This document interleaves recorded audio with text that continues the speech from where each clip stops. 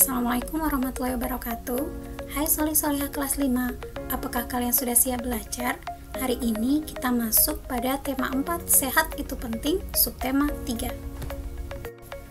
Setelah menyimak video pembelajaran ini, Bapak Ibu Guru berharap kalian dapat menyebutkan ciri-ciri pantun.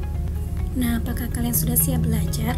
Siapkan buku tematikmu dan siapkan buku tulismu untuk merangkum poin-poin penting pada video pembelajaran kali ini. Nah, sebelum masuk pada materi pantun, yuk perhatikan pantun berikut. Rusa lari ke padang datar, harimau datang untuk mengejar. Jika ingin tambah pintar, kita harus rajin belajar. Nah, setelah melihat contoh pantun tadi, kira-kira apa sih pantun itu? Pantun adalah salah satu jenis puisi lama. Pantun berasal dari kata patuntun, yang artinya diharapkan dapat menjadi penuntun hidup bagi orang yang mendengar maupun membacanya. Nah, membuat pantun tidak boleh sembarangan karena pantun memiliki ciri-ciri seperti berikut. Yang pertama, satu bait terdiri dari 4 baris. Baris 1 dan 2 berupa sampiran, sedangkan baris 3 dan 4 berupa isi. Setiap baris terdiri dari 8 sampai dengan 12 suku kata. Dan pantun bersajak AB-AB. Nah, berikut penjelasannya. 4 baris dalam satu bait pantun itu berarti ada 4 lari. Dalam setiap barisnya, untuk baris 1 dan 2 itu berupa sampiran. Sampiran maksudnya dia hanya sebagai pelengkap atau untuk memperindah pantun. Sedangkan pada baris ketiga dan 4 itu adalah isi pantun. Berarti pesan yang ingin disampaikan dalam pantun. Bersajak AB-AB maksudnya baris 1 dan baris 3 itu memiliki sajak yang sama. Baris 2 dan baris keempat itu memiliki sajak yang sama. Kalau sebelumnya kalian sudah belajar tentang ciri-ciri pantun, hari ini kita akan belajar tentang jenis pantun. Nah, jenis pantun ada 2. Yang pertama berdasarkan isi. Berdasarkan isinya, pantun dibedakan menjadi 4. Yang pertama, pantun nasihat, pantun teka-teki, pantun jenaka, dan pantun agama. Yuk kita lihat contohnya satu persatu. Nah, ini adalah contoh pantun nasihat.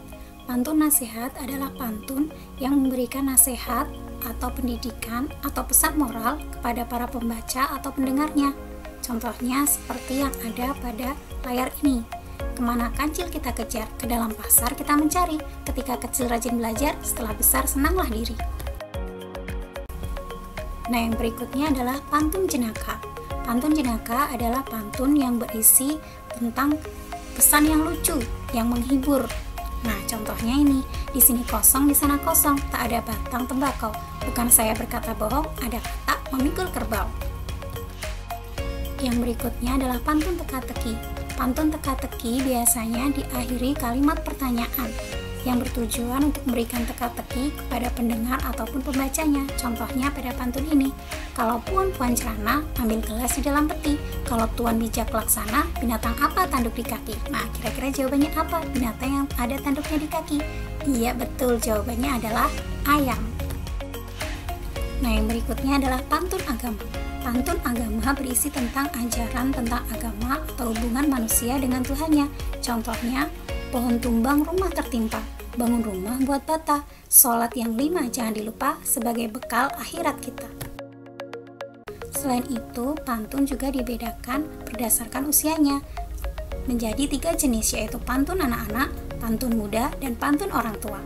Nah, kita lihat contohnya berikut ini. Nah, ini adalah contoh pantun anak-anak.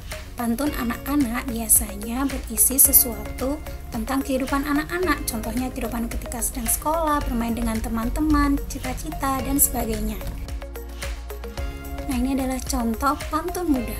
Pantun muda berisi tentang kehidupan masa muda. Contohnya tentang cita-cita, perjuangan masa muda, dan sebagainya. Nah, yang berikutnya adalah pantun orang tua.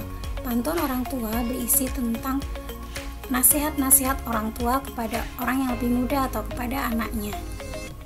Contohnya seperti yang ada pada video ini. Supaya tangan tidak terluka, jangan dikapit ulunya kapak. Supaya Tuhan tidak murka, jangan sakiti ibu dan bapak.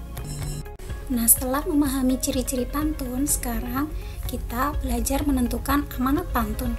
Tadi sudah kita bahas kalau isi pantun ada di baris ketiga dan empat, berarti pesan atau amanat pantun ada pada baris ketiga dan keempat. Nah, kalian perhatikan contoh pantun yang ada di layar ini. Untuk menentukan amanat pantun, kita langsung melihat pada baris ketiga dan keempat, yaitu pada bagian isi. Jika ingin tambah pintar, kita harus rajin belajar.